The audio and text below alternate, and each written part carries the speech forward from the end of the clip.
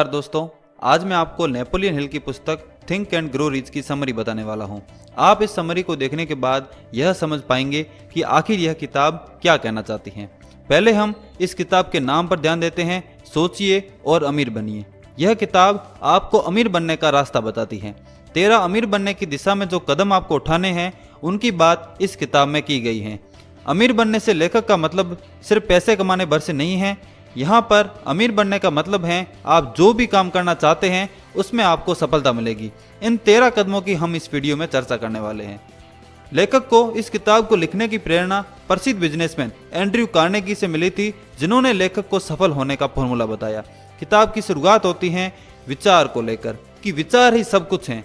अगर आपके पास एक दमदार विचार हैं तो आप कुछ भी कर सकते हैं और सोच कर कुछ भी किया जा सकता है। इंसान का मस्तिष्क जो सोच सकता है वह कर भी सकता है। लेखक यहाँ पर उदाहरण दे रहे हैं बार्न्स का, जो कि विश्व प्रसिद्ध वैज्ञानिक थॉमस अल्वा एडिसन का पार्टनर बनना चाहता था। हालांकि उनकी राह में 2 बाधाएं थी। पहली कि वह एडिसन को जानता ही नहीं था और दूसरी कि उसके पास ऑरेंज न्यू जर्सी, जहां पर एडिसन रहते थे, जाने का रेल किराया ही नहीं था। ज्यादातर लोगों को ऐसी परिस्थितियां घुटने टेकने को मजबूर कर देती हैं, लेकिन बार्न्स उनमें से एक नहीं थे। लेखक यहाँ बात करता है कि असफलता का जो आम कारण होता है वह होता है अस्थायी पराजय के साथ मैदान छोड़ देना। अगर आप डटे रहते हैं तो आपको सफलता जरूर मिलती है। बार्न्स एडिसन की प्रयोगशाला में गए भी और सीधे उन्होंने घोषणा की कि वे उनके पार्टनर बनना चाहते हैं और मौका आने पर उन्होंने अपना टैलेंट बताते हुए बन भी गए एडिसन के पार्टनर। तो दोस्तों, अमेरिकी दिशा में जो अपन 13 स्टेप्स की बात कर रहे हैं उनमें जो शुरुआती कदम और पहला स्टेप है वह है इच्छा। सभी उपलब्धियों का शुरुआती कदम होता है सफल होने की इच्छा और यही पहला कदम है। यहाँ पर नेपोलियन हिल कहते हैं कि इच्छा ही सब कुछ है। लेखक कहता है दौलत निश्चित रूप से आती है अगर उसे हासिल करने की इच्छा हो। ऐसी इच्छा जो दिलो दिमाग पर हावी हो जाए और स्थायी मानसिक अवस्था बन जाए, फिर इसके पीछे लगन से जुटकर इसे हासिल किया जा सकता है। दोस्तों, व्यक्ति की जो प्रबल इच्छा होती है वह मूर्त रूप लेने का रास्ता अपने आप खोज लेती है। यहाँ लेखक दोस्तों अपने छोटे बेटे की कहानी सुना रहा होता है, जो जन्म से गूंगा व बहरा था और डॉक्टर ने उन्हें कहा था कि वह कभी ठीक नहीं हो सकता। लेकिन नेपोलियन हिल और उनकी पत्नी की प्रबल इच्छा थी कि वह बोले और कई सालों बाद ऐसा हुआ भी। यहाँ लेखक अपनी प्रबल इच्छा की ताकत बता रहा होता है और इस असाधारण उदाहरण से वह बताता है कि मस्तिष्क की कोई सीमाएं नहीं होती सिवाय उन सीमाओं के जिन्हें हम मान लेते हैं। एक बार फिर कहता हूं, मस्तिष्क की कोई सीमाएं नहीं होती सिवाय उन सीमाओं के जिन्हें हम मान लेते हैं। अमेरिकी दिशा में दूसरा कदम जो है वह है आस्था, जो इच्छा को हासिल करने का विश्वास देती है। लेखक यहाँ बताता है कि सकारात्मक भावनाओं में जो दोस्तों सबसे सशक्त भाव होते हैं 3 तरह के, वो होते हैं आस्था, प्रेम और सेक्स। आस्था का मतलब है बार बार अपने अवचेतन मन को निर्देशित करें अपनी इच्छा के प्रति, अपने लक्ष्य के प्रति। अगर आपके अवचेतन मन में आपकी आस्था ने घर कर लिया तो उसे सच साबित होते कभी देर नहीं लगती। अगर आप नकारात्मक बातें अपने दिमाग में भरेंगे तो उसके नकारात्मक परिणाम होंगे और सकारात्मक निर्देश अपने दिमाग को देंगे तो उसके सकारात्मक परिणाम सामने आएंगे। आपका जो भी लक्ष्य है उसे लिखें, उसे बार बार दोहराएं ताकि उसका एक स्पष्ट चित्र आपके दिमाग में बन जाए। जैसे कि आपको एक बंगला बनाना है तो उसका एक स्पष्ट चित्र आपके दिमाग में होना चाहिए कि ये बंगला कैसा होगा। अमेरिकी दिशा में तीसरा कदम है आत्मसुझाव। आत्मसुझाव का मतलब है खुद के दिमाग को समझाना। यहाँ पर लेखक कहता है कि जो लक्ष्य आप हासिल करना चाहते हैं उसे अपने सबकॉन्शियस दिमाग में, अपने अवचेतन मन में कैसे घुसाएं। इसके लिए यहाँ पर नेपोलियन हिल 3 सुझाव दे रहा है। पहला कि अपने लक्ष्य को एक पेज पर लिखें। दूसरा काम, फिर शांत जगह पर बैठकर इसे बार बार दोहराएं। तीसरा काम करना है कि इस काम को सुबह और शाम 2 टाइम करें। ध्यान रहे दोस्तों, आप जो शब्द बोल रहे हैं वो भावपूर्ण होने चाहिए। बिना भावों के आपका अवचेतन मन उन बातों को कभी नहीं मानेगा। लेखक कहता है कि हर मुश्किल, हर असफलता, हर दुख में इसके बराबर या इससे भी बड़ा लाभ छुपा होता है। अमेरिकी दिशा में चौथा कदम है वह है विशेषज्ञ ज्ञान या फिर कहें व्यक्तिगत अनुभव। आपने जो लक्ष्य चुना है उसको हासिल करने का नॉलेज आपके पास होना चाहिए। अगर हमें लक्ष्य को हासिल करने का ज्ञान या अनुभव नहीं है तो कोरी कल्पना का कोई भी फायदा नहीं होता। अगर आप एक सॉफ्टवेयर डेवलपर बनना चाहते हैं लेकिन आपको कंप्यूटर या प्रोग्रामिंग लैंग्वेज नहीं आती तो आप उसे नहीं कर पाएंगे। यदि आपके पास उस चीज का विशेषज्ञ ज्ञान नहीं है तो आप उसको नहीं कर पाएंगे। एक और रास्ता है और वो है एक मास्टरमाइंड समूह। आप अगर एक मास्टरमाइंड समूह अपने पास रखते हैं, यानी कि ऐसे लोगों का ग्रुप जो कि मास्टरमाइंड हो, उस काम में उनको मास्टरी हो, तो फिर उस टीम के सहारे आप कुछ भी काम कर सकते हैं। इसका सबसे बेस्ट उदाहरण है हेनरी फोर्ड, जिन्होंने अपनी टीम के बलबूते $1 बिलियन की फोर्ड कंपनी बनाई। अमेरिकी दिशा में 5वें कदम पर आते हैं दोस्तों, उसका नाम है कल्पना, जिसे लेखक ने मस्तिष्क की वर्कशॉप कहा है। अगर इंसान किसी चीज की कल्पना कर सकता है तो उसकी रचना भी कर सकता है। अगर एक आदमी यह कल्पना कर सकता है कि उसके पास लग्जरी गाड़ी हो तो वह उसे इस किताब में बताए 13 स्टेप्स की मदद से हासिल भी कर सकता है। यहाँ लेखक बात करता है एक युवा के कल्पना शक्ति की, जिसने विश्व प्रसिद्ध ब्रांड कोका कोला की, जो आज खरबों की मार्केट वैल्यू के साथ सॉफ्टवेयर ड्रिंक इंडस्ट्री में शीर्ष पर है।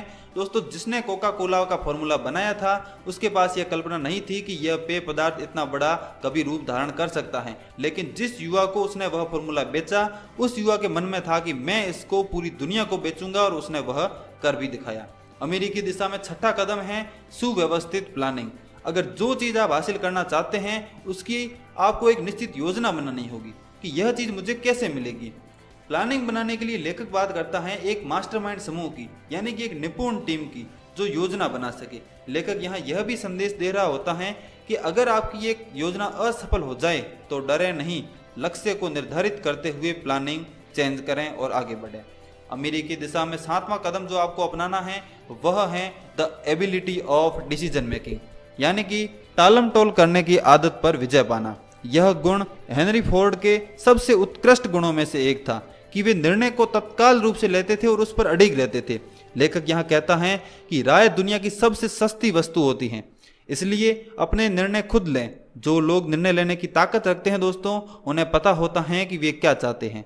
अनिर्णय की क्षमता कुछ लोगों में बचपन से ही शुरू हो जाती है, जिसे निर्णय लेने की क्षमता में बदलना जरूरी है। निर्णय लेने में ताकत की जरूरत होती है जो बहुत ही कम लोगों में देखने को मिलती है। अमेरिकी दिशा में 8वें कदम पर आते हैं जो ये किताब कह रही है, सोचिए और अमीर बनिए, कि द पावर ऑफ डिवोशन, यानी कि लगन की शक्ति। लगन के पीछे कोई बड़ा अर्थ छुपा हुआ नहीं है, परंतु यह गुण इंसान के लिए उतना ही महत्वपूर्ण है जितना कि स्टील के लिए कार्बन।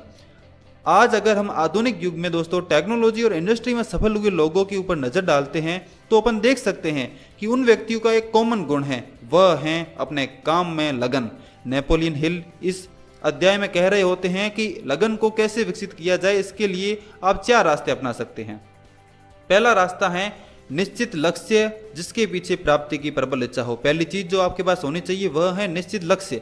दूसरा चीज है आपके पास जो होनी चाहिए वह है निश्चित योजना जिस पर लगातार काम किया जाए। तीसरी चीज जो आपके पास होनी चाहिए वह है एक दिमाग जो कि नकारात्मक विचारों से कोसों दूर हो। और चौथी चीज लगन विकसित करने के लिए जरूरी है वह है एक या अधिक लोगों के साथ गठबंधन जो हमेशा आपको प्रोत्साहित करे। यहाँ पर लेखक का मतलब है मास्टरमाइंड ग्रुप। अमेरिकी दिशा में 9वें कदम की ओर बढ़ते हैं, वह है स्वयं की शक्ति को बढ़ाना। और स्वयं की शक्ति को कैसे बढ़ाया जाए इसके बारे में नेपोलियन हिल इस पाठ में जानकारी देते हैं कि अगर आपके पास शक्ति है तो आप सब कुछ कर सकते हैं। बिना शक्ति के आप कितनी भी प्रभावी योजनाएं बना लें, वे काम करने वाली नहीं हैं। शक्ति का होना अमीर बनने के लिए बहुत जरूरी है। अब बात आती है कि मस्तिष्क की शक्ति को कई गुना कैसे किया जाए।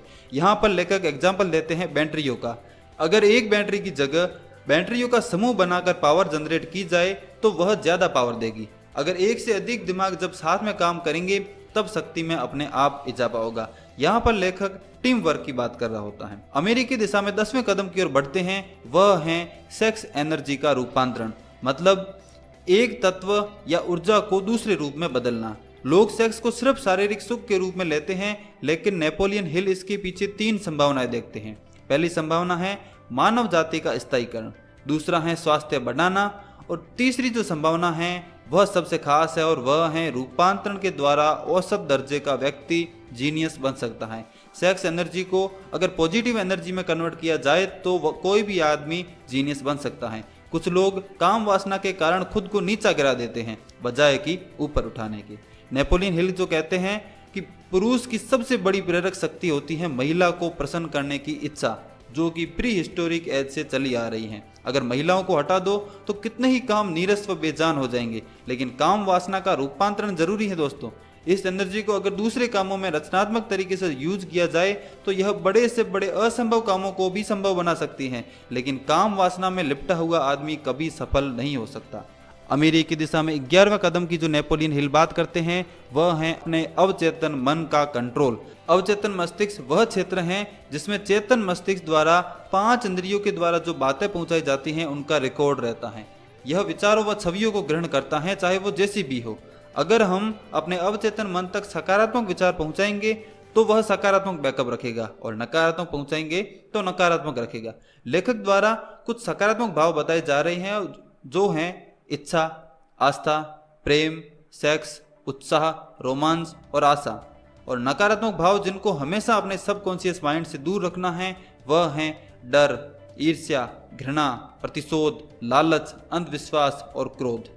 अमेरिकी दिशा में 12वां कदम है मस्तिष्क की बढ़िया देखभाल। दिमाग 2 तरह से काम करता है, 2 तरह के सिस्टम होते हैं इसमें। एक होता है ब्रॉडकास्टिंग सिस्टम, दूसरा होता है रिसीविंग सिस्टम।